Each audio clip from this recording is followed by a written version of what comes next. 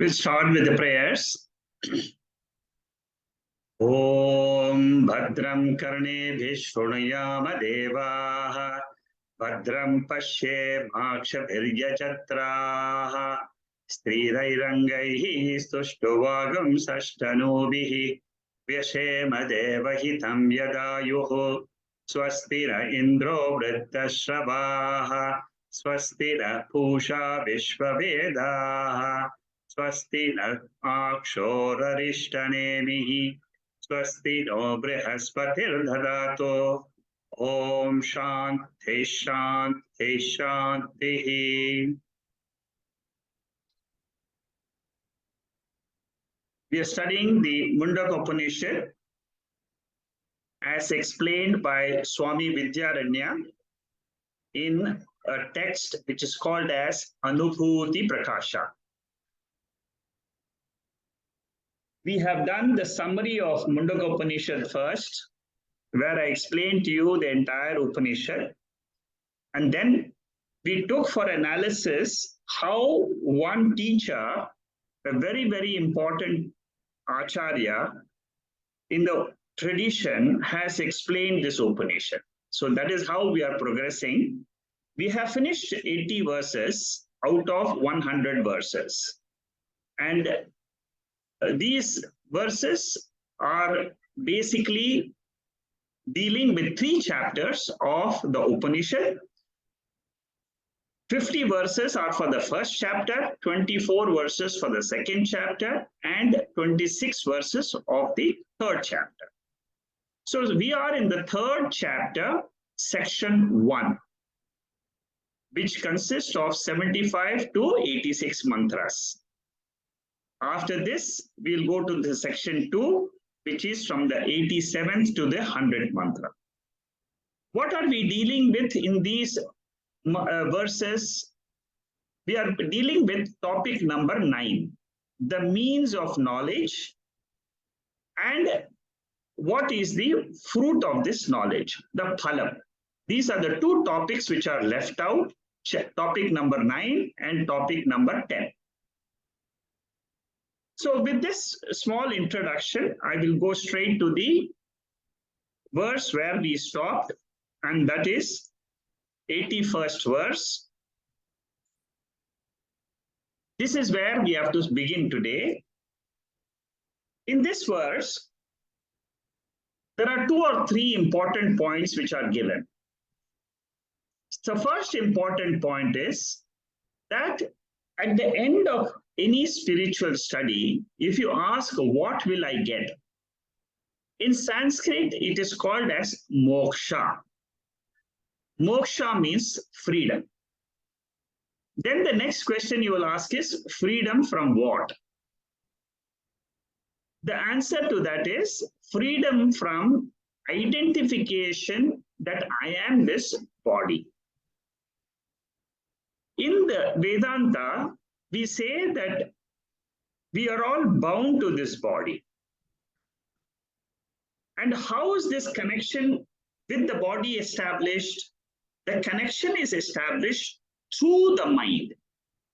The body is made up of pancha bhutas, the 5 elements. The mother gives birth to the body only, the physical body. How does the connection come then? The connection comes because of the mind. The mind is continuously developing new bodies for its expression. It is born into new bodies for its expression. And how does one break this connection? One breaks this connection by knowing there is something higher than the mind. Always when you want to climb the ladder, what do? You don't leave both the steps. You take one step and put it on the top first. What is the step we are taking here? You try to learn there is a higher nature of mind which is called as pure consciousness. And then what do? Then we lift the lower leg, the lower ladder, and then we put the second leg. So similarly, what we have to do is we have to say, or we have to realize there is a pure nature of mind. What is this pure nature? This pure nature is what I am in my sleep state. In my sleep state, what happens? I don't have the body, I don't have the mind, I don't experience the universe, but I exist.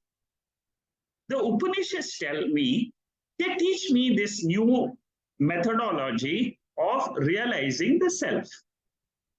And how? So what do I have to do as a seeker? I have to distinguish my real nature as I am in my sleep state, in my state where there is no experience of the world. What does the world consist of? It consists of the subject, the object, and the instrument through which I realize the world. This world itself is called as anatma. Okay, so one who realizes this oneness with the higher nature, what happens to him? His mind is pure. That is the second part of this mantra. Vishuddha buddhi. Vishuddha buddhi means his mind becomes pure. What happens when your mind becomes pure? First of all, how does the mind become pure? The mind becomes pure when I keep listening to the Shastra. Repeated listening. Again and again, dwell on the Upanishads. The Upanishads are the only means to know the higher self. You can't get this from any other textbook. All textbooks deal with objective science. What we learn in the university is objective science, whether it is physics, chemistry, biology, botany, zoology, computer science, cosmology, all that is objective science. But what is this science? This science is the science of the pure self. Now, the third point which is pointed out here is, when a person becomes jnani, the knower of the truth, then the Upanishad reveals something very unique. It says whatever he says through his mouth will be fully realized. That is why people go and prostrate to Swamijis. Because the Swamiji or any realized master, any guru, he is dwelling on the higher nature. Because his mind is pure, Chandogya Upanishad says, whatever he utters, it will come true. Suppose he blesses you, may you have wealth, may you have a son, may you get married. What happens? Because the jnani has a purity of mind, the Upanishad tells us that whatever he utters, it becomes reality. That is what is said in this mantra. So, first of all, importance of a well-qualified intellect is mentioned, which is called as antarmukhatvam. Antarmukhatvam means what? My mind is usually turned outside. Morning to evening, what happens for most of us? Unless and until you sit down in meditation and you take your mind inward, otherwise it is bahirmukhatva. Therefore, the Upanishads, Tattvabodha, they all tell us you need to have Chitta Samadhanam. Chitta Samadhanam means equanimity of mind. How does one get this Samadhanam? By control of sense organs, which is called as Dhamma, by control of mind, which is called as Shama. Uparama means withdrawing and holding the mind in that equipoise.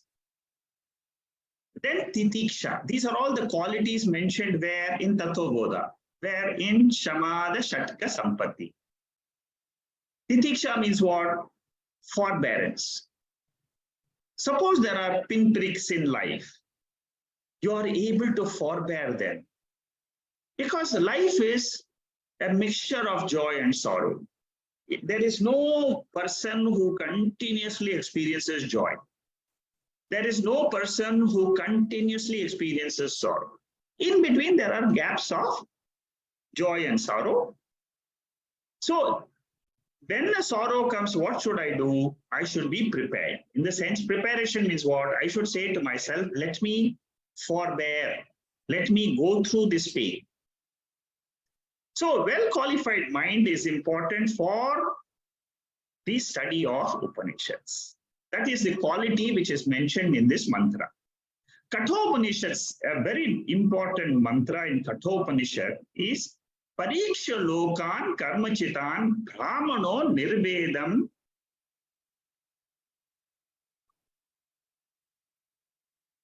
Kuryat. What does it mean? It says that when a person wants to get into the study of Upanishads, first of all, he should first think for a few minutes, what have I done in my life? All of you can easily do it. You can sit down, take a piece of paper, write down what all I have done in my life, a broad picture. Then the next question is what? Am I happy today? Am I fulfilled in life? What will be the answer to this question to most of us? I am happy, at the same time I am not unhappy. In certain aspects I am happy. In many aspects I am unhappy because of so many desires to get fulfilled. This is our normal status. Kathopanishad says, examine. Then what do you do? Then you make up a sankalpa. What is the sankalpa you take? I will go to a guru. I will bow down, I'll prostrate to a guru. Samitpani Shrotriya Brahmanishtam. How do I go to the guru? Not with say, oh, hi Guru, I want this Brahma Vidya, I'm not happy. Can you explain to me? Not like that. Go with a bowing a hand and say, please teach me Brahma Vidya. Please teach me something which will make me fulfilled in life. And who is the Guru? Brahmanishtaha. The one who knows Brahman, number one, and number two, one who is abiding in Brahman, Nishthaha. This is a packed verse of Kathopanishad. When we do Kathopanishad, I will explain this. This is a very important mantra which comes for all seekers. This mantra is quoted by a guru when a disciple goes to him. What does the guru tell him? The guru tells the seeker, go and analyze what have you done in life. Have you got happiness in life, permanent happiness? Or have you got fleeting happiness? 99% of us will say, well, there was joy in my childhood, but then it went away. There was joy in my youth, again it went away. In my middle age, I had tremendous joy, but then it didn't last, it went away. But therefore, what are you searching for? I'm searching for permanent happiness, continuous happiness. I want to be happy. I want to be happy. I want to be fulfilled. How does one get this? By Shastra Pramana. You come to the Shastra has got a methodology to reveal the higher nature. The Shastra is the medicine which we have to digest. This Shastra means what? Bhagavad Gita, Upanishads, and Brahma Sutra. Together is called as Shastra, scriptural study. But in order to do this scriptural study, I should have a mind which is capable of understanding the Shastra. So, the preparation required like Shamaha, Damaha, Uparama, Samadhanam, Titiksha, all this is what? Supportive factors. But the main study is what? Study is scriptural study. Shastric students are divided into three parts. Mandha, Madhyama, Uttama. Mandha means the lower category or the beginner. Madhyama means a person who has studied maybe for 5 years. Uttama means what? A person who was soaked in the Shastra. Completely soaked. His antarmukhatvam is a natural antarmukhatvam. Natural means he sits down in meditation and he closes his eyes and then he can immediately drop the whole universe and abide in Atma. That is what is called as Uttamadhikari. Can you do it? Yes, we all have the ability. Only thing is, there is a process of knowledge. When you come to spiritual study, there is a process involved and you have to follow the process. Abhyasa is required, practice is required. And what is the knowledge one gets? Very, very deep knowledge. Taittiriya Upanishad says that inside this Annamaya Kosha, the physical body, there is a sheath which is called as Pranamaya Kosha. Inside the Pranamaya Kosha is the mind. Inside the mind is the intellect. Inside that intellect is the seat of happiness. And what illumines that seed of happiness is Atma. I'm just giving you examples. Keno Upanishad. How does it reveal Atma? It says, na tatra chakshur gacchati, na vag gacchati, na manaha, na vigmaha. The eye does not go there, the speech cannot go there, the mind cannot go there. But how do I know? Shrotrasya shrotram manaso mano yad vacho hi vacham so pranasya pranaha. It is the ear of the ear. What is the meaning of ear of the ear?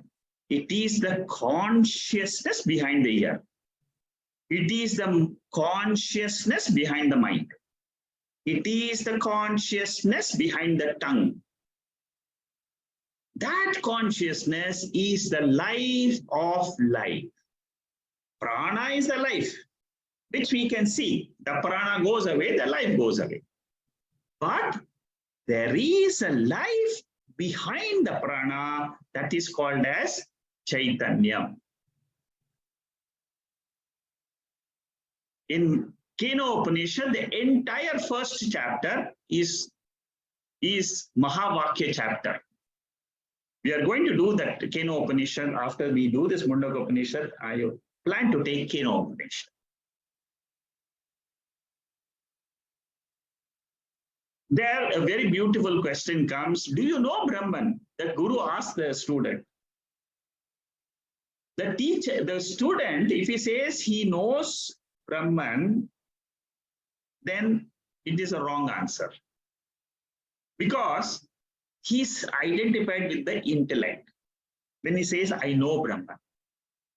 Can he say, I don't know Brahman? After the Guru has spent 2 years teaching him, can he say, no, I don't know Brahman? Can he displease the Guru? He says, no, he can't even do that. So what is the answer the student gives? Very beautiful answer. It comes in Kena Upanishad, the 2nd chapter. The student says, Naham manye suvedeti, no na vedeti vedacha.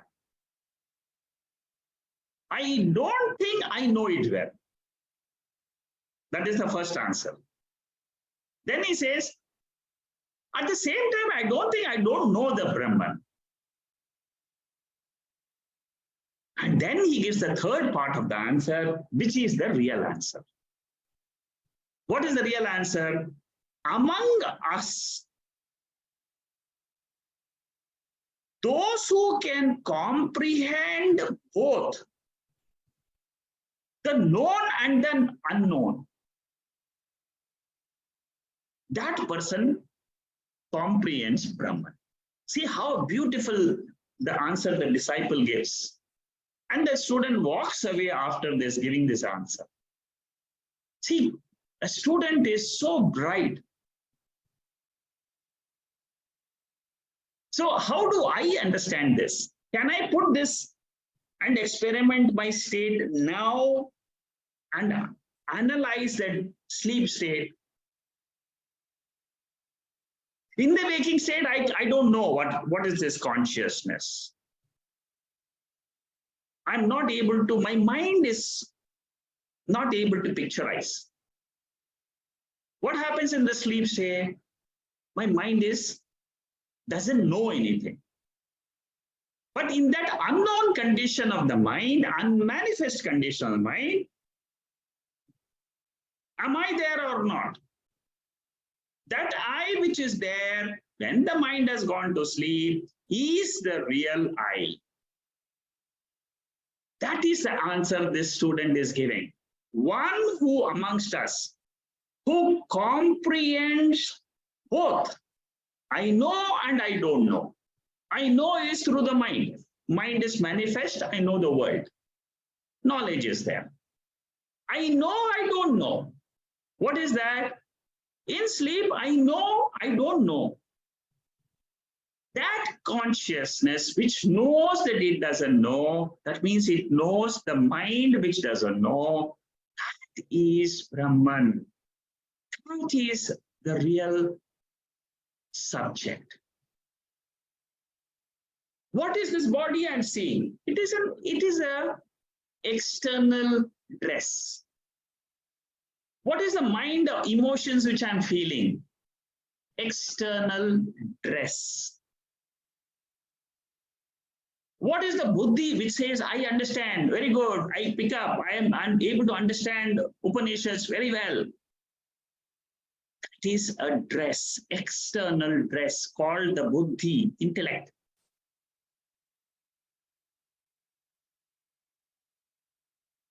Some students will say, oh, I don't understand, what is this? I don't understand Chaitanya. Don't worry, it is only the buddhi which is trying to understand by making Brahman as the object. No, that is wrong. Again, it is the buddhi. I understand, I don't understand. Both are the function of the intellect. What is the consciousness? Consciousness is the power through which I know and I don't know. That is the answer. So that is what is called as Uttama Adhikari. Madhyama Adhikari needs Shravanam and Mananam. He is an intermediary student. Mandadhikari cannot claim Aham Brahmasmi. So for those people who are not able to claim Panchadasi in 9th chapter, Panchadasi is a very beautiful chapter written by the same author as Anubhuti Prakasha, Swami Vidyaranya. Same author. See, this author was a great teacher. That is why there is a lot of demand for this knowledge of this particular text. Not many people teach this text. Not many people. You will find hundreds of teachers for Bhagavad Gita, hundreds of teachers for different Upanishad. But very few will come to Panchadasi. Very, very few will still come to Anubhuti Prakasha. Very, very small minority. And in that 9th chapter, he gives a very beautiful tip. What is that tip he gives us? He says, do Nirguna Brahma Upasanam. Tell yourself for 2 minutes in a day, 1 minute, 2 minutes, 3 minutes in a day, Aham Brahma Asmi. Aham Brahma Asmi. Internally, deliberately bring a thought, I am of the nature of pure consciousness. I am of the nature of pure consciousness. This is what I do in my meditation session on Wednesdays.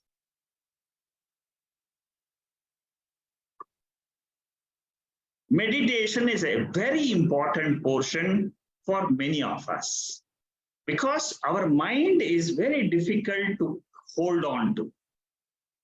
So recollecting what the Guru has said is Nididhyasanam. I dwell on the analysis of my own nature. Shanai Shanai Rupa Ramet Buddhya Dhriti Grihitayaha Atma Samstam Manakritva Nakinchidabi Chintayet. Beautiful verse of Bhagavad Gita, 6th chapter. The 6th chapter of Bhagavad Gita is a meditation chapter. Anybody who wants to learn meditation, go through the verses of the 6th chapter of Bhagavad Gita. Step by step, Lord Krishna teaches Arjuna how to meditate. What are the obstacles in meditation? How to overcome the obstacles? In this mantra, Arjuna says to Lord Krishna that my mind is so powerful. It is more powerful than the wind. Wind is, blowing so fast. My mind runs into different topics in the world. Suddenly it thinks of what I have to do after 5 years. Suddenly it thinks about some problems which were there 15 years ago.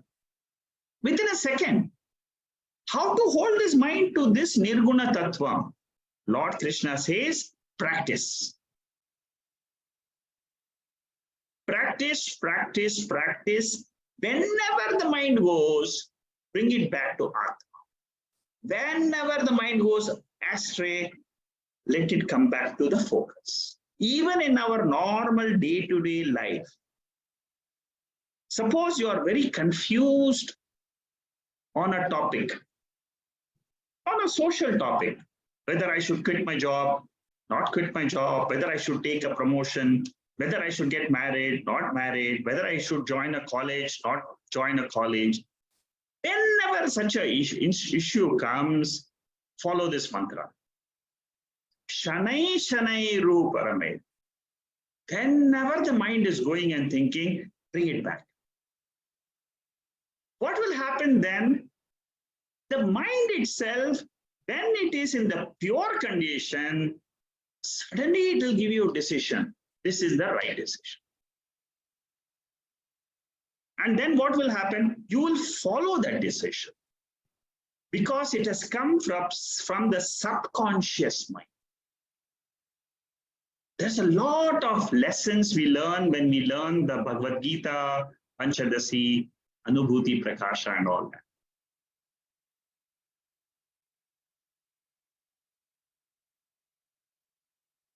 So Guru's words are very important. The knowledge which we get from the Guru makes me go antarmukhatva, to make my mind turn inwards.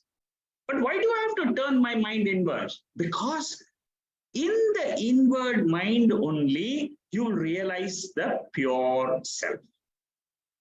When you have dived to the world and its surroundings, and you have dived deep into your own mind, that is where Lord Krishna says, I am there in your mind as the Sakshi. For every decision you take, there is a Sakshi, there is an inner self.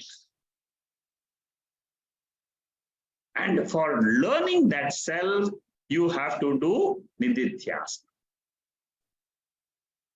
Okay, so this is how the teaching takes place. Jnanam comes from Mahavakya. There is a portion in the Upanishads which we will be studying some of the other Upanishads. I will be dwelling a lot on the Mahavakya. In Taittiriya Upanishad, there is a Mahavakya. In Tathomasi comes in Chandogya Upanishad. Mandukya Upanishad has got a Mahavakyam. All Upanishads have Mahavakyam, but some are prominent ones. In all these Mahavakyams, what do I learn? Ultimately, what is the one single thing that I learn? Mayyeva sakalam jatam, mayi sarvam pratishtitam, mayi sarvam layam yati, tad brahmatvayam asmaham. We have studied Kaivalya Upanishad before Mundaka Upanishad. In that Upanishad, very important mantra is this mantra. What does this mantra say? In me, the consciousness, everything is born.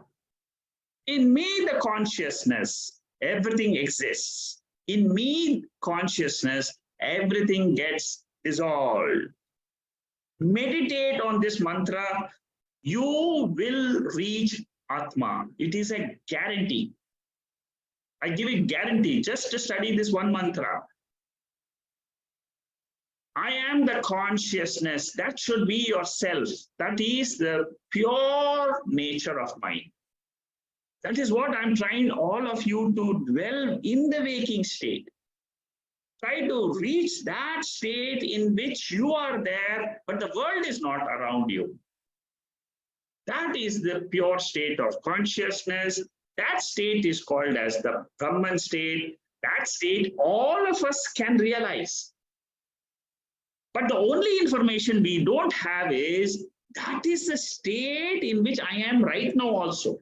When I'm listening to the talk, I am in that pure state of consciousness. Even now you can close your eyes and then feel that state. I am that pure nature. From your mind, remove the body and mind. The mind is the problem for the bondage. The body is not the problem for bondage. Body is Ishvara Srishti. It is given by the Lord. That is not the bondage. The bondage is because I think. When I think, I get into bondage. In sleep state, is there samsara for any of us? No. There is no samsara. But the only thing I don't know is that state in which there is no samsara is my real nature. It is not an object of experience. It is the subject. That is what is the teaching of Upanishads. So you have to drive home this point. All of you make a note of this particular mantra, 19th mantra of Kaivalya Upanishad. Keep it handy. Write it in a notebook and keep it. This is one of the Maha mantras of all, one of the beautiful mantras. Anytime you want to know what is Brahman, if some stranger comes and asks you, I want to learn, what do you learn on Saturday evenings? This mantra will help you to explain to him. There is a pure self in which The whole universe is experienced by the mind. Experiences come only when the mind is awake. When the mind is not awake, there is no experience of the world. But I exist. Teaching produces knowledge. In meditation, what you do is remove the wrong notion that I am suffering. I am this body, this mind. This mind is very fickle. It keeps on thinking of some things, again it changes. But that is not me. It is given to me by God so that I can experience some joy and sorrow in the world, and then that's it. As per the prarabdha karma of the body, the mind takes different bodies. So ultimately, what is the third instruction given in this mantra? In this mantra, it says, whatever a jnani utters, he blesses.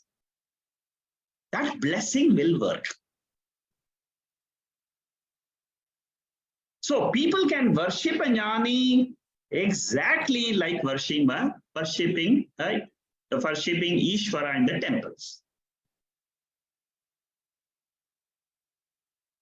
Deva Vija Guru Prajnaha Pujanam Shaucha Marjavam Brahmacharyam Mahimsam Cha Shariram Tapa Uchyate. Worship the teachers, worship the wise people. Bhagavad Gita says in the 17th chapter. Jnani can bless a disciple in two ways. One is to give worldly benefits. Okay, you want a son. Okay, Tatasthu, may you have a son.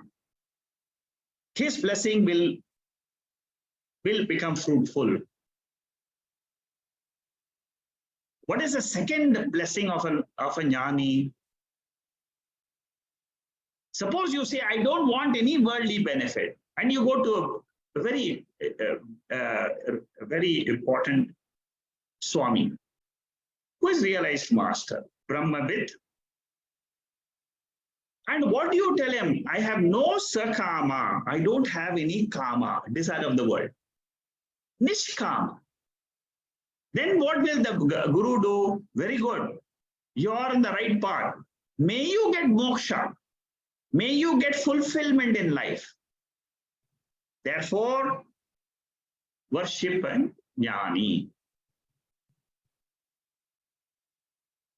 Mundaka Upanishad says, wherever that pure jnani thinks, he fixes his mind, those objects will come into the blessing of for a disciple.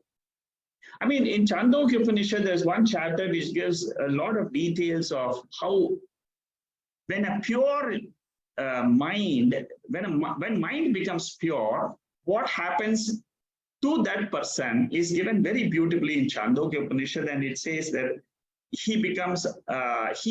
his mind becomes so powerful that he can even, I mean, in that in those mantras it says he can even create things which out of his sankalpa. Many times we have seen many renowned siddhas. They can do it because their mind is pure and they have trained their mind.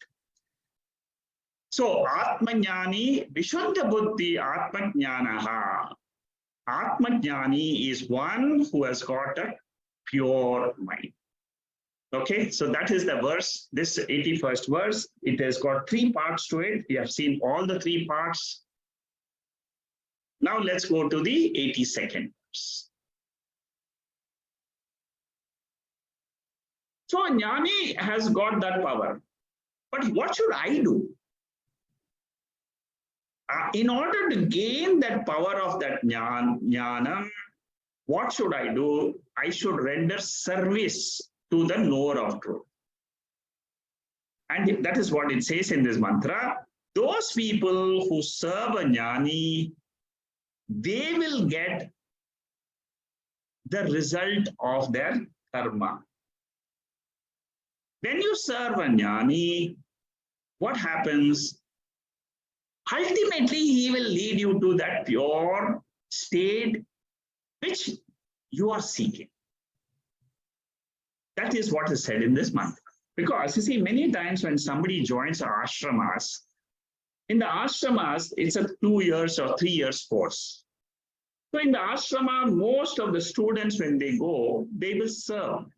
They will take up small duties in the ashrama as allocated to them. Somebody will go and maintain the library, somebody will go and chant, somebody will clean up the temple, and somebody will, so many different works are. Why people do that? Because it is a duty, karma yoga, what Lord Krishna teaches in the 3rd, 4th, and 5th chapter of the Bhagavad Gita, where you do service. At the same time, say, this is, I'm not doing for a certain benefit. When you do it with that attitude, what happens to you? Automatically, you have prasada buddhi. Prasada buddhi means what? Whatever results come, I accept. That is what is being hinted here. You have to serve. The service is what is highlighted in this particular mantra.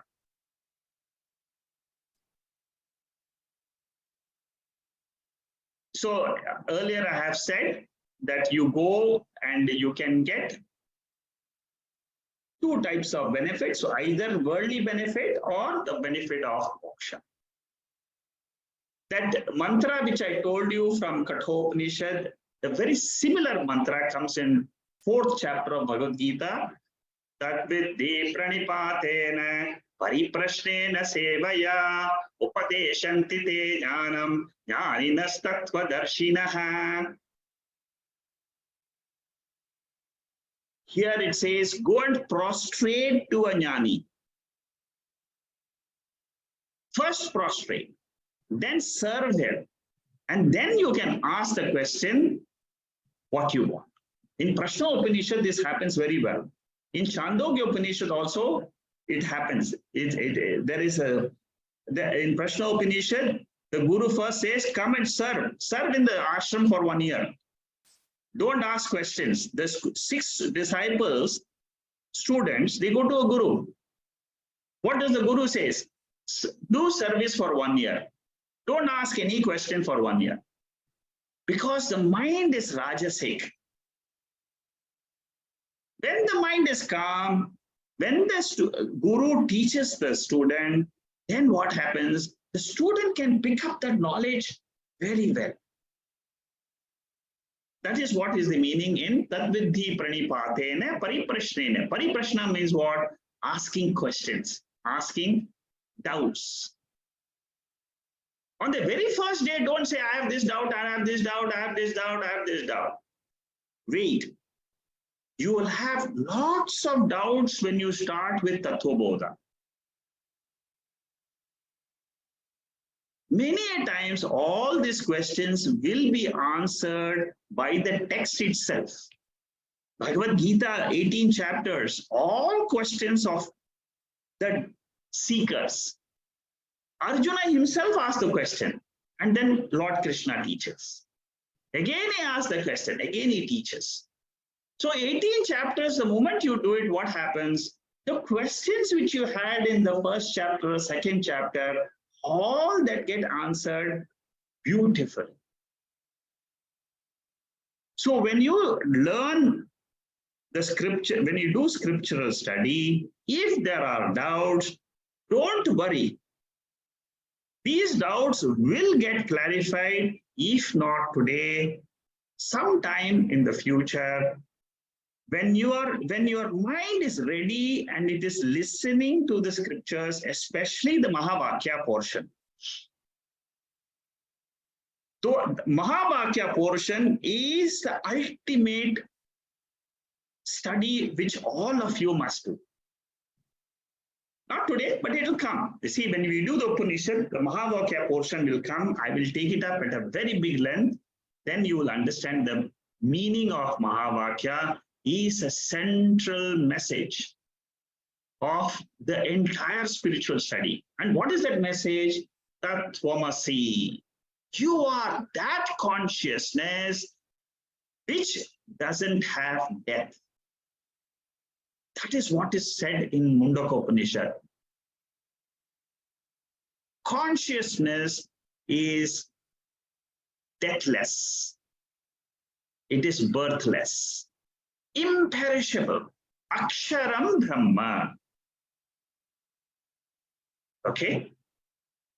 By knowing this, what the knowledge is given by the Guru, what do I get? I get moksha. Moksha means what? It is nothing which I have to gain, but it is only what I have to realize. That is why it is called as self-realization. It is already there. I'm telling you that you are free. As in the sleep state, you are free. You are not this jiva which is experiencing the world. You're not. That is not your real nature. But what is my real nature? My real nature is I'm pure consciousness. Do I experience it? Yes, every one of us experiences it. Only thing, I have to remove that ignorance that this is not my real nature. My real nature is pure Chaitanya. Therefore, consistent, systematic study is involved. See, in Mundaka Upanishad, Shaunaka asked this question in the 3rd verse of the 1st chapter. What was the question? All of you have done that. What is that, my Lord, having known which all this become known? All this becomes more, means what? This entire Jiva, Jagat, Ishvara becomes known by what principle? And the Guru in Mundaka Upanishad says, I will teach you that. And what he has taught so far, he has taught, you are that consciousness principle, which, knowing which, you will be able to free yourself as a jiva. So it is a systematic study. I am that pure consciousness in which these 3 states of the mind are experienced. What are the 3 states of the mind? Waking, dream, sleep. Continuously this cycle is happening. It's a phenomena of the material world. It is a phenomenon. It is something which happens naturally in this world. Mind wakes up, it experiences this world, which we call it as Jagat. Mind becomes unmanifest in the sleep state, and all what I experience, Bhogya Prapancha, becomes something in a potential form. This magic show which happens is the power of Ishvara. Does Ishvara exist or not? Yes, because he is the one who is showing this magic show for us throughout our lives. Waking, dream, sleep, waking, dream, sleep. Cycle, continuous cycle. That is what is the Srishti. That is what is the creation. Very beautifully, Prashna Upanishad explains this creation. That this creation is only Bhoktru and Bhogya Prapancha.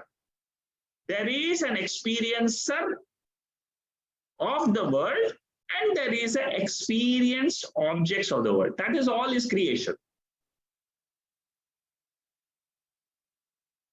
But who am I? I am the one Chaitanyam in which this whole drama is going.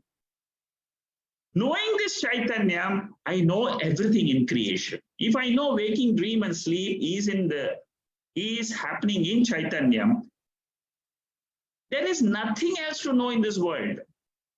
That is what is how the Mundaka Upanishad summarizes the whole teaching. 83rd verse. See how deep these verses are. You can get into the depth. In each of these verses, you can go and realize your own self. The purpose of study is to remember this fact. Mayeva sakalam jatam. I am the pure self. This verse, 83rd verse, what happens for those people who do not realize this self? That is what is explained in this verse. If you realize that you are the pure consciousness through the study of the Upanishads, you are free. Moksha is your nature. Understood? But suppose I don't receive this knowledge completely, I am somewhere stuck in between. I am, not got this knowledge completely. What will happen to me? That is explained.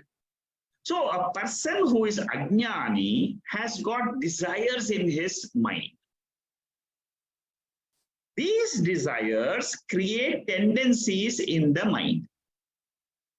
Out of those desires, a new birth will take place.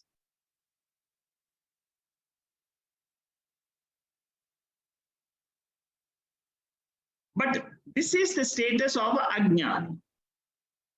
What is the status of jnani? That is mentioned in the second part. The knower of the truth, even when he is alive, his desires are all dissolved.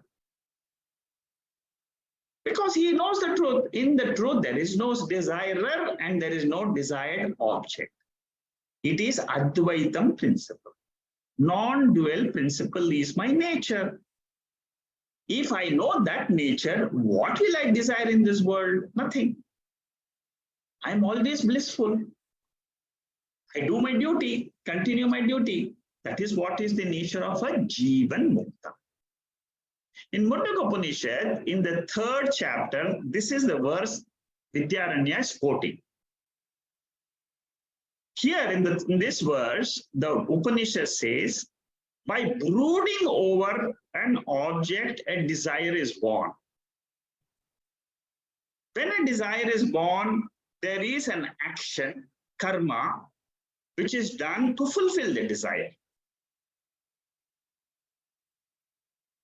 That is a normal person's behavior.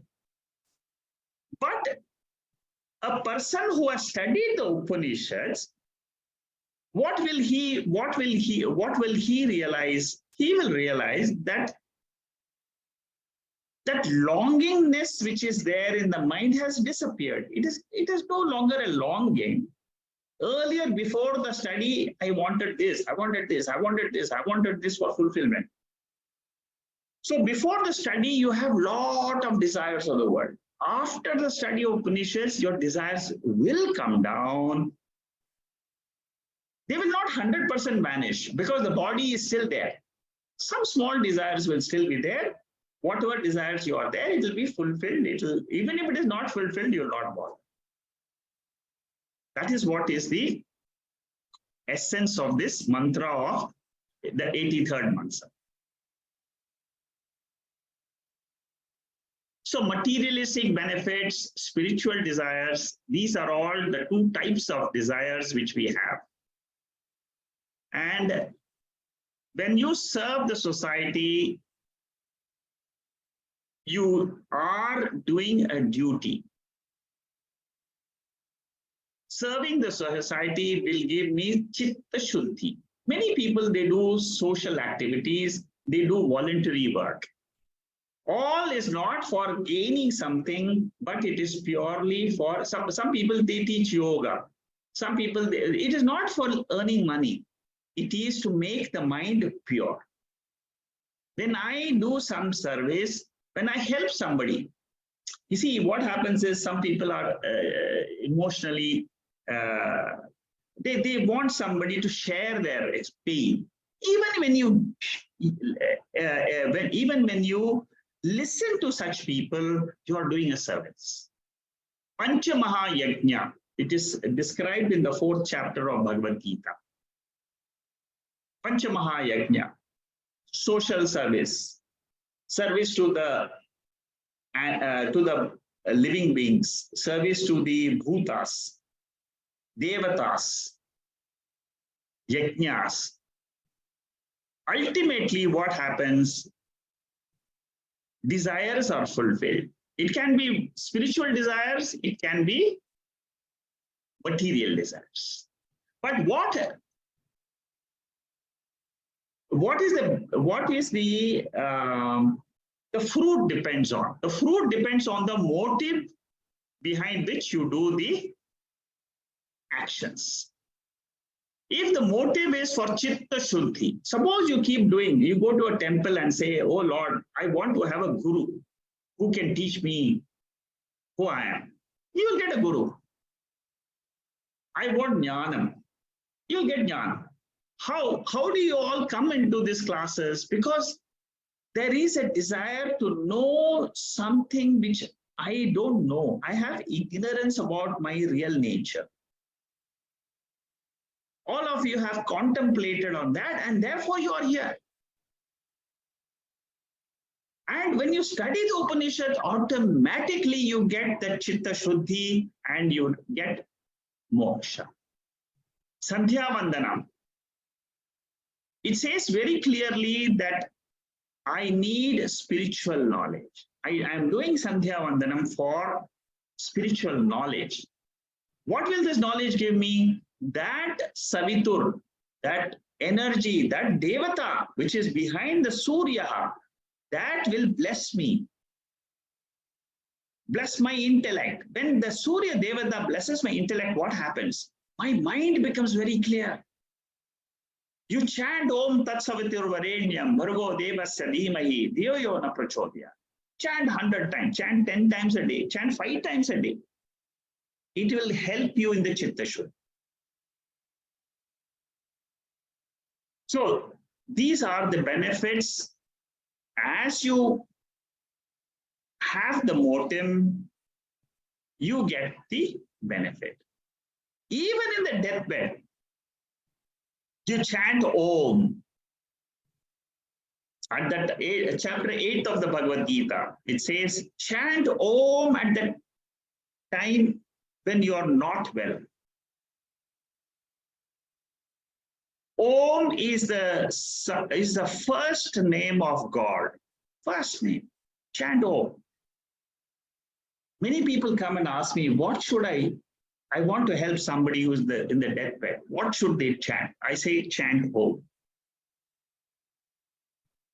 It's very easy because let the mind think of some higher power. When the mind thinks of the higher power, your lower energy, which is disturbing you, the rajasic nature, it will be controlled. Yam yam vapi smaran bhavam yajjayante kalevaram tam tame vaiti kaunteya sada tat bhavam bhavitah. This is the one which is often quoted, the 8th chapter. Whoever at the end leaves the body, thinking of any being, to that being only he goes. Because of his constant thought of that being. If you are thinking of the Lord at the time of death, you will reach the Lord. This is the 6th mantra of the chapter 8 of Bhagavad Gita.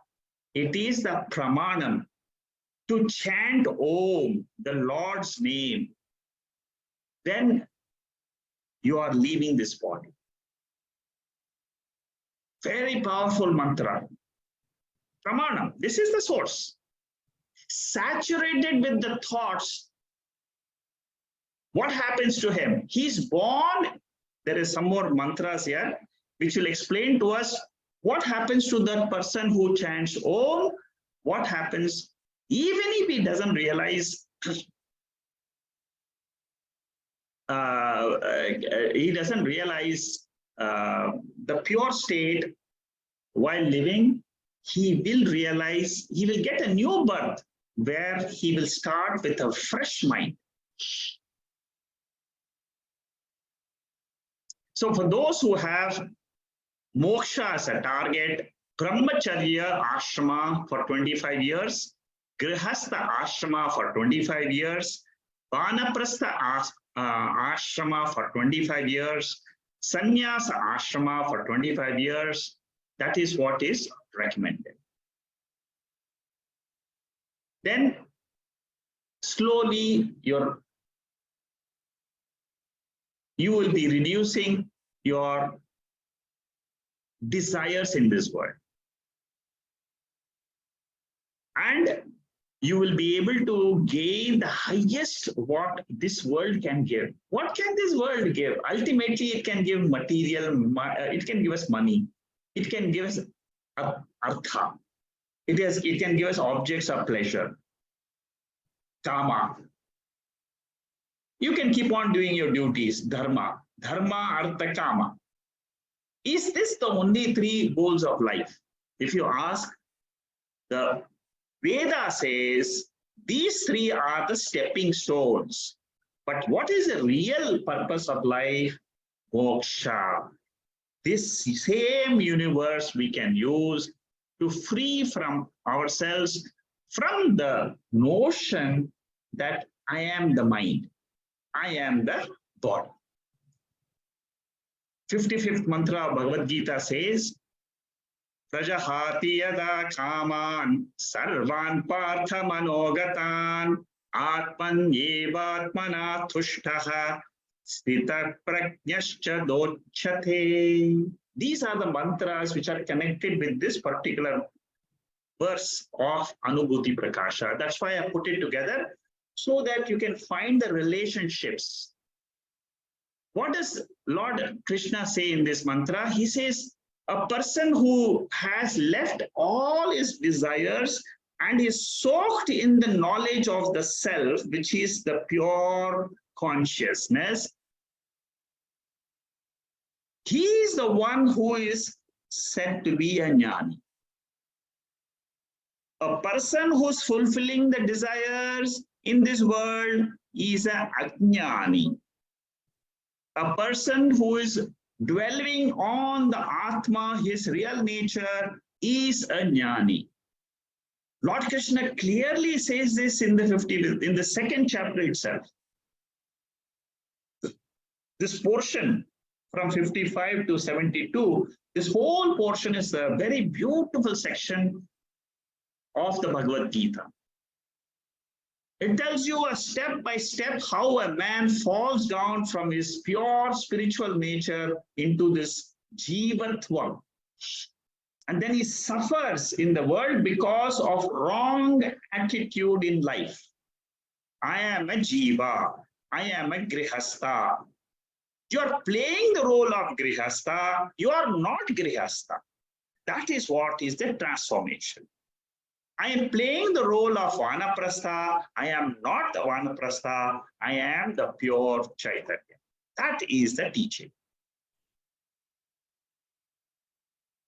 And this teaching has to be completely become nishtha. It has to go to your subconscious mind. Till it goes to your subconscious mind, the mind will brood over the objects. And when the mind broods over the external objects, karma is automatic. Physically, your body will do actions. And when you do karma, what happens? Your desires can get fulfilled.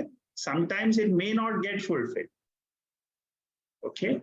So this is the essence of this whole, of this 83rd mantra. There are some revision pages which I have put here. You can do that at your own end. Next is 84th mantra. How does this self, suppose you say, okay, I want to realize this self.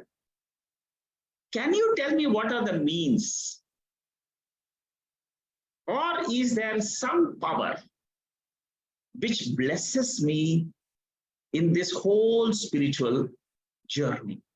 If you ask that question, Vidyaranya says, there is Ishvara blessing.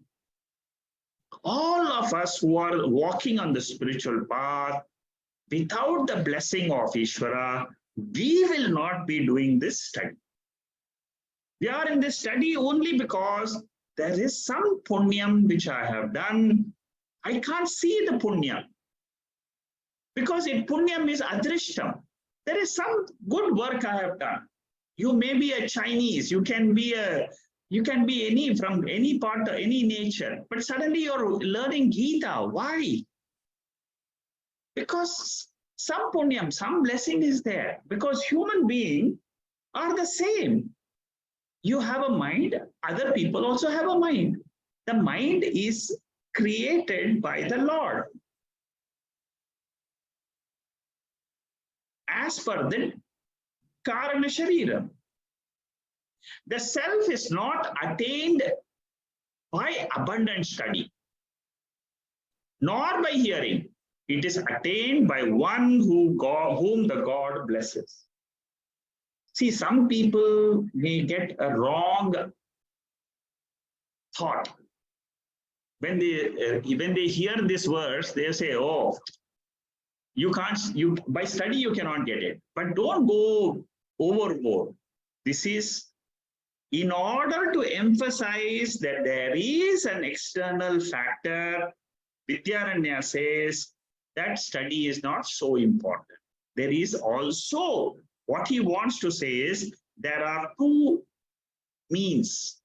One is Shravanam Mananam Nididhyasanam, but that is not the only factor. There is another factor which is Ishvara Anugraha. That is what is the essence of the 84th mantra. This is a quotation, this is explaining the third chapter, the second section, the third mantra. That mantra is also given below. Directly, Vidyaranya is giving a meaning to this particular mantra of Mundaka Upanishad, which says that by memorizing scriptural texts, by learning them,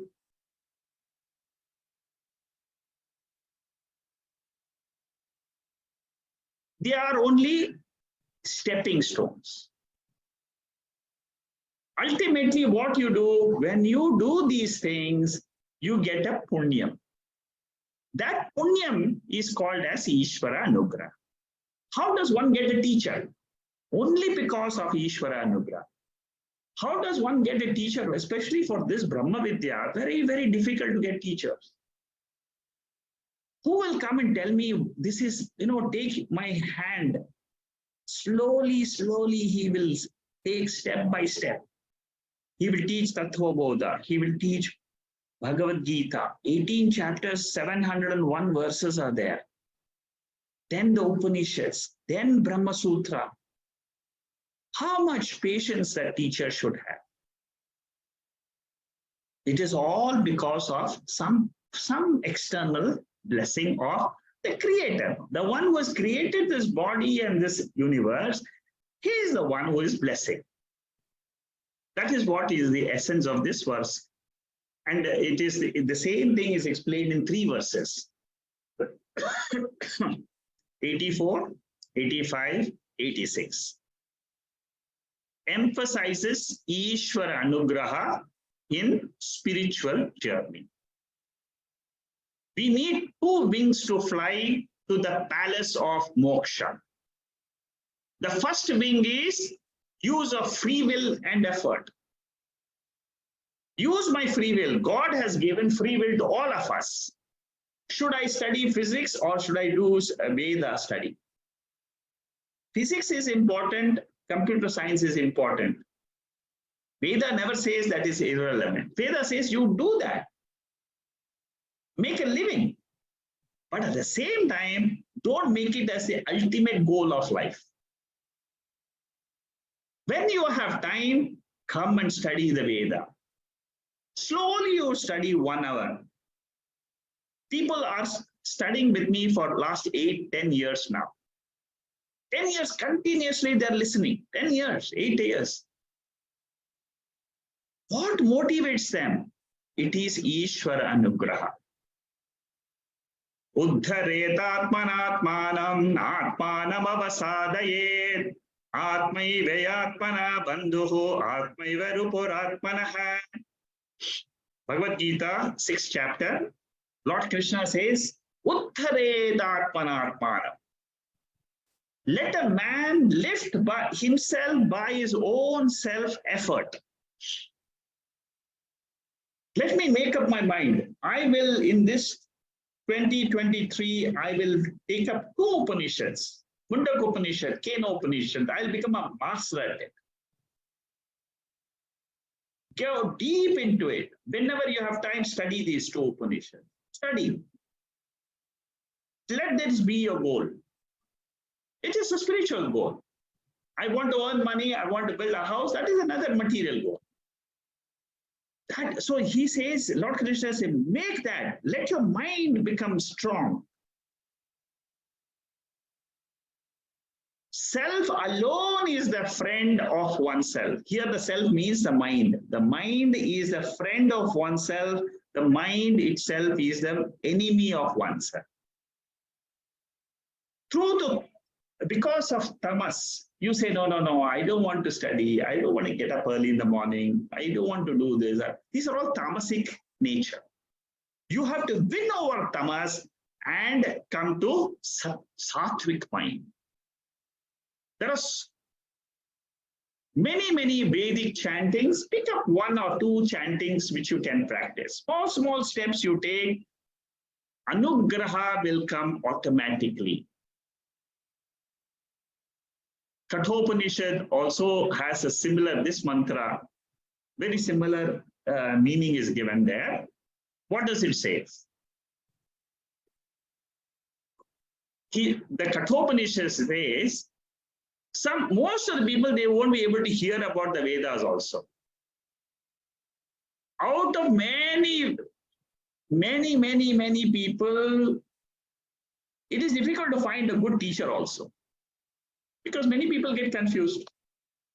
If you are able to find a good teacher who is able to teach me, forget about others. See, my mind is able to understand the teacher. Very good. This is a blessing of the Lord only. It is not something which comes automatically. You have put effort to come and learn the Veda. Then the Lord provides you the text, the Lord provides you the teacher, and then your mind becomes pure and you realize yourself. So here Kathopanishad says, what a wonder. You find a teacher who is able to teach about this self. What a wonder. The student, I am able to comprehend the entire self. What a wonder. What the mind cannot understand, it is able to understand. It is invisible factor, it is able to understand, and it says that is the truth. Atmana labhyaha. So here the only factor you should remember is there is an external factor called as Ishvara Anugraha. I have to keep up my effort. Prayatna should be there. Self-prayatna should be there. Automatically, the prasada will come to you because of punyam which you gave. Simple chanting of Bhagavad Gita gives you punyam. Chanting 10 verses a day. Simple chanting of Vishnu Sahasranama. Some people chant this, some people chant that. All this goes towards purifying the mind. As the mind purifies, what happens? You see, what happens is you will find some teacher. Your mind will not allow you. Mind will say, come on, I must learn these 5 Upanishads. There is some hidden truth there. I must learn it. My mind should get that ultimate knowledge. And for that anugraha, I have to put effort. That is what we should remember. The same topic is there in the 85 and the 86th verse also. It says in this verse, Swami Vidyaranya says, if you have an inclination for the study of Advaita, it is because of the blessings of the Lord. So, keep on doing your duty. That is your simple task which the Lord is telling in the Bhagavad Gita. Do your duty to your family, do your duty to the society, and keep learning the Veda. Ishvara Anugraha helps me to develop Advaita Vasana. See, it's a term which is used. A tendency is born in my mind because of that blessing of the Ishvara. Where is Ishvara? Ishvara says, I am in everybody's mind as a Sakshi. Beautifully, Bhagavad Gita again says that. Each of your mind, in your mind, who is governing that mind? What is the force by which the mind is able to perform its actions? Because there is a power of that Ishvara. Because of that power, you get a tendency. Here, what he says, Swami Vidyaranya says, that I get an urge to learn. This Anugraha cannot be bought in Amazon. It cannot be purchased, but it can be purchased only by one thing, self-effort.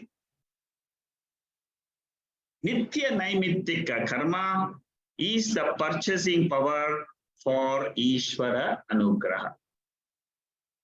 It is not Kamya Karma. It is Nitya Naimitya Karma. What is Nitya Karma? Just lighting up a lamp every day, telling, oh Lord, you are there in my body. You are the one who is controlling this body. I don't know, I can't see you today, but I know you are there. Just remind yourself. That is the power which helps you to go through your life the whole day.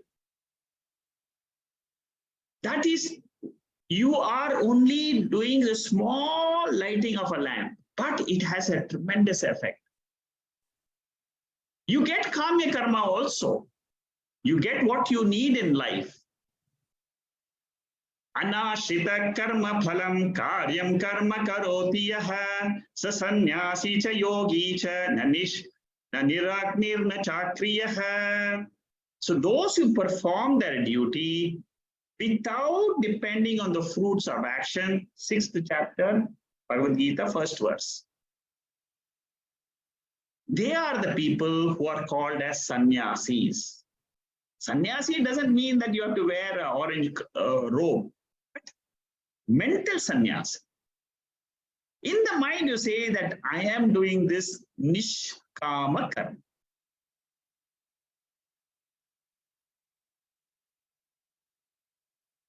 All these are verses of the Bhagavad Gita. You can read them just to understand what is this essence of this particular verse, number 84 of Anubhuti Prakasha. So increase your nitya naimitika karma and you get purity of mind. That purity of mind, when you get, it is nothing but Ishvara Prasada. Many people, when they keep on studying the Upanishads or Bhagavad Gita regularly, every week after week, they come and tell me, many times they come and call me and say, I feel something has happened. But I am happy. I am happy listening to the Gita, listening to the Upanishad. There's nothing, I can't put a finger to it, but I am very happy. That is what it is, the spiritual punyam for Shravanam and Mananam. It is this Shravanam which will lead you to Nididhyasana. Don't worry about, I am not able to sit in meditation. Don't worry, keep on listening. A day will come when your mind automatically will come and will tell you, I must sit down and remove the wrong notion from my mind. I am not this body, I am not this mind. I am the spiritual self in the mind. In this body tree itself, there is a Sakshi. There is the higher power.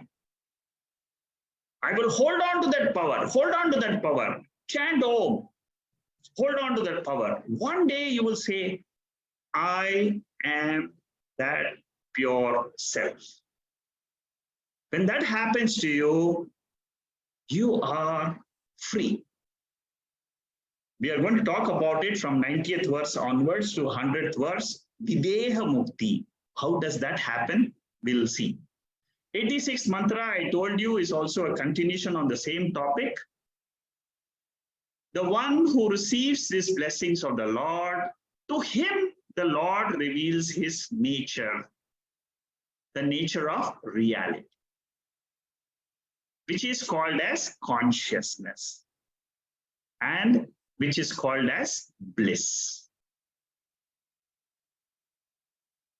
What is this reality? Something which is not in time and space. That is the definition of reality. What is reality? It is real. What is unreal? All experiences in time and space is unreal. Experienced is unreal. Experiencer, subject, Chaitanyam is the reality. And who gets this knowledge? The one who is blessed by the Lord. See, you have to walk the path of spirituality to understand the deeper truths of this reality. It doesn't come automatically. It comes to a pure mind. And a pure mind is the one which grasps this knowledge. The moment it starts, the mind comes and says, oh, this is the truth. Oh, I know it. I am that.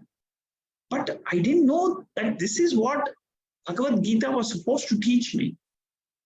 They are surprised. Many people, seekers, are surprised when they listen to the higher truth. So in the Puranas, the devotees worship their Ishta Devata and they get darshanam of Lord Krishna, Lord Rama. This favorite singer, Tyagaraja, he got the vision of Lord Rama. These are all true. It happens. When your mind is constantly thinking of Lord Rama, Lord Rama, Lord Rama, again, when you get up, Lord Rama. When you sleep, Lord Rama. Get up in the morning, you think of Lord Krishna. There are many seekers who have absorbed, who have prayed to the Lord and say, oh Lord, you are the ultimate, you are the ultimate, you are the ultimate. Then they get the Lord's anugraha and says, the mind itself comes to the final teaching of Mahavakya. How does one come to the final teaching? It's because of the blessings of the Lord. That is again the message here. The one who gets the blessings, he is the one, to him the Lord reveals the final goal of spirituality. Arjuna got Vishwarupa Darshanam in the 11th chapter. Arjuna got Vishwarupa. He asked for Vishwarupa Darshana in the Bhagavad Gita.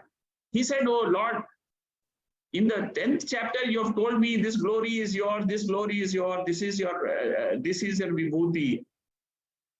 You show me your vibhuti around the whole world now. Right? That is, one is seen in the many parts of the universe.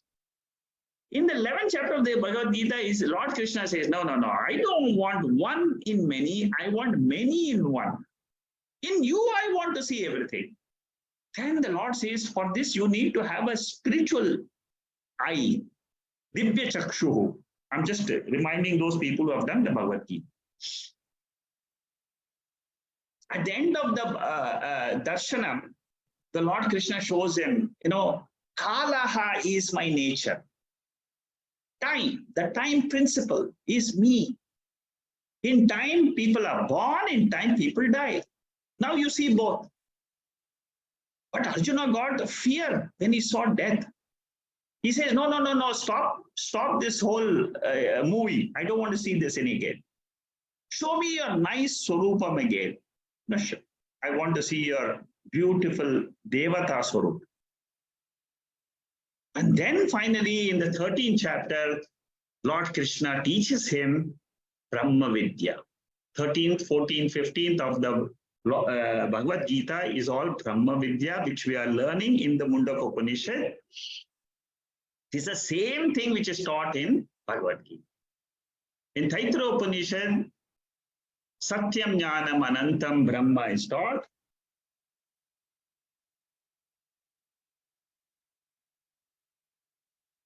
And what does it say here? Yo Veda Nihitam Guhayam. One who realizes that free nature in his mind by contemplating on the three avasthas, the five koshas, he reaches the ultimate goal of life. When you reach that goal, you will know it for sure. Because that is the nature. When you reach the goal of moksha, you will realize and your own mind will say, I am free. It is a fact. You have to have Shraddha. Till you get that, go with faith. Walk with faith in the Shastra. Always say, I am learning the scriptures.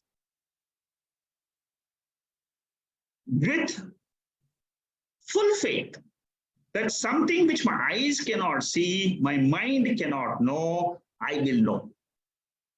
That is what is the Shastra meant for. It will reveal the pure Chaitanyam to the right mind at the right time. Okay, so that is the essence of these three verses. I will stop here today. We have another 14 verses to go in this Anubhuti Prakasha. We'll continue the study next week. These are simple verses. You can just go through the notes also, you will understand. It's not very complicated. It is the end of the Phalashruti. What all happens to me when I see many people, they don't know what I will get. Many people don't know why they are also in the studying the Upanishads. Some people, they just come suddenly and say, I want to learn the Upanishad. See, it's a systematic study. There are four goals in life, dharma, artha, kama. These three fulfill the objective life, dharma, artha, kama. But there is a subjective science which I have to learn. That is the purpose of life, moksha. Moksha means to make my mind free. Today, my mind is bound to this body. That is what is called as samsara. How to free up the mind comes through the study of scriptures. Okay, so we'll go and we'll start with the 87th mantra next week. Om Purnamada Purnamidam Purnat Purnamudachade Purnasya Purnamadhaya Purnameva Vasishyade Om Shanti Shanti Shanti Hari Om Sri Gurubhyo Namaha Hari Om.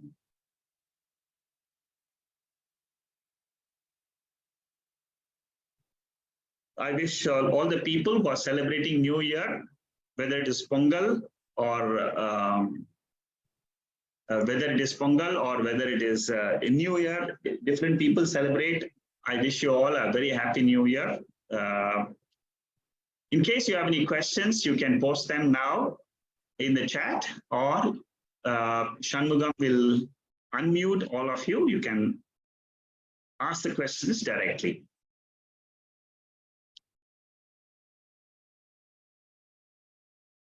Okay, let me see if I have, oh, there's, okay, Ram Kumar, happy. Dinesh Kumar is saying, some say if you're coming to a devotional service for the Lord, then it may be a mercy of Lord. If you're coming to Advaita, it is God's mercy. How will I identify which is God's mercy? Both are God's mercy only. See, when you follow the path of devotion, or you've come to the path of knowledge, it is both are the blessing of the Lord only. See, devotion is bhakti. It is a stepping stone. It is a stepping stone for the ultimate knowledge of that Ishvara itself. Your question is, how will I identify which is God's mercy? You don't need to identify. If you have started attending these lectures, means there is a mercy, there is a God's blessing which is driven you from the path of devotion to path of jnana. It is the Lord's wish that you attend talks on Upanishads. Otherwise, you will not be here. You see, there is a purpose. There is, see, for everything which happens in our life, always remember that these are all karma phalams. Whatever I experience in this world is karma phalam. Whether it is a good husband, a good son, a good daughter, these are all karma phalams, results of old karmas. So similarly, I go to a temple, I had the blessing of the Lord today, I go, it makes my mind happy. Doesn't matter, go ahead. Whatever makes your mind happy, that is what one tends to do ultimately.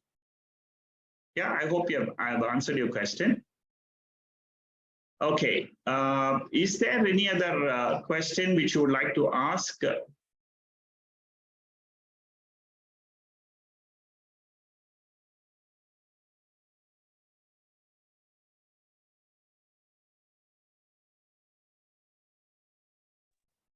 Thank you, Segarji. This is Manikandan. Yeah, Manikandan, go ahead. It's not a question, actually, it's only my understanding. Basically, if we surrender everything to the Ishvara, whatever we do, including the studies or including our early achievements, so we will come to that there is no ego in ourselves, because everything is controlled by the Ishvara. So this will help to remind the I consciousness instead of ego to go to the pure consciousness, where we can. It will help us to realize that our real I is not the ego. Yeah. So this is my understanding. Yeah, correct. Your understanding is perfect. Absolutely correct. Okay. Thank you.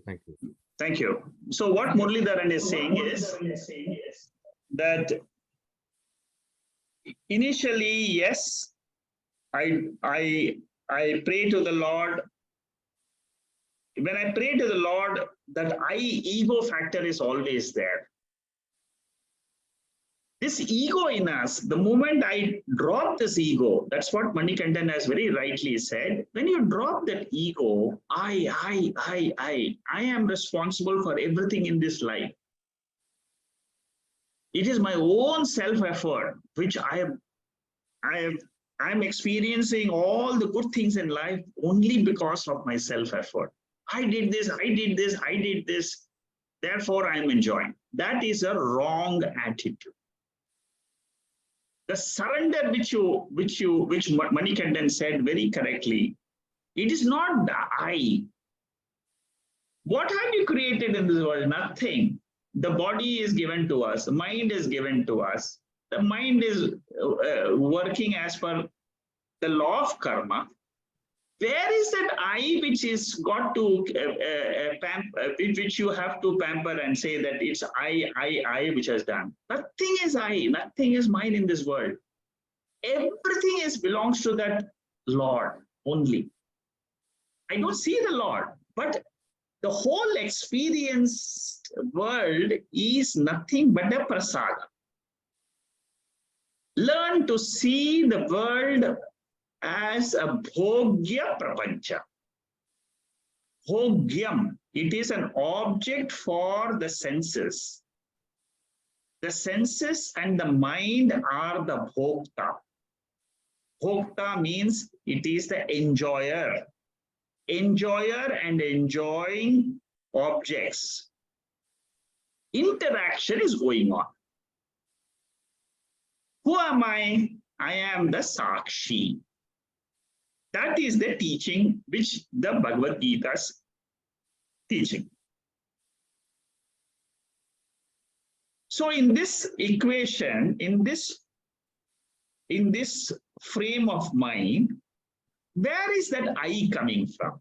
That I is an error. It is a mistake before the knowledge. After the knowledge, even you have a little bit of knowledge of these texts, you will realize that this is the truth. This is what Lord Krishna taught Arjuna. This is what I am also learning.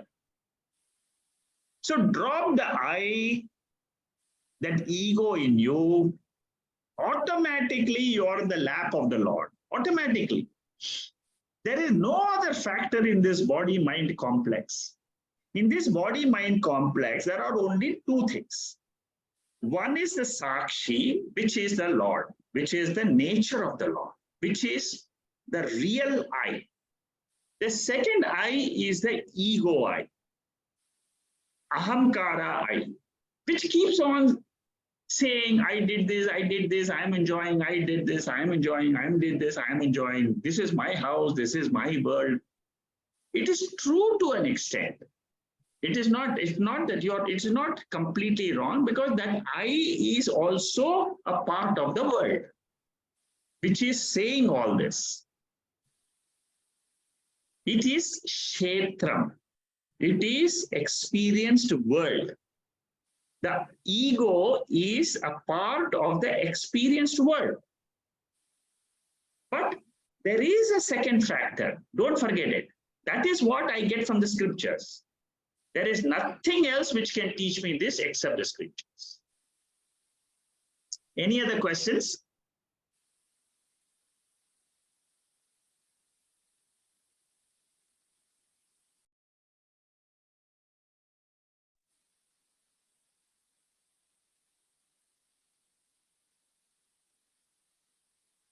If there are no questions, then we'll close for the day. Some say if you're coming to do, okay, that I've answered. Okay, I've answered all the questions in the chat box, and if there are no other questions, we'll meet next week and we'll continue the text. Thank you. Good night. Thank you. Namaste. Thank you, Shekharji. Thank you. Thank you, Shekharji. Thank you, Bongal. Yeah, thank you very much. Thank you.